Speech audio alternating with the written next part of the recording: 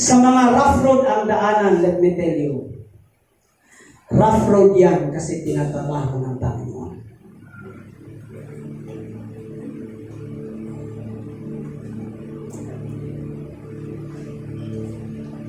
Rough road yan kasi tinatrabaho ng Panginoon. Ang buhay, huwag niyo pong madaliin. Relax. May para sa atin. Pero alam nyo, if we follow the shepherd, katulad po ng daanan na nakita natin, hindi po tayo papahamak ng Diyos.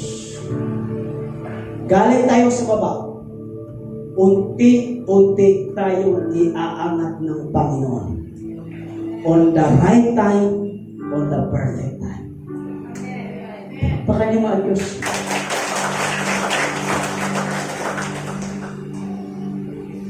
Hindi ka man nakapasa ng board exam last year. Try this one. Try this one. May mga gusto ka mag-open ng negosyo last year. Try today. Amen? Can I hear amen? May mga gusto kang gawin last year na hindi na kaya. Maybe, ngayon. Maybe your road is rough. Makipot. Pero ang landas niya, buhay na walang hanggan. Amen? Maaaring last year, nawalan ka ng mahal sa buhay. There's a loss. Rough road ang buhay mo. But hey, if you follow the shepherd, and that is God.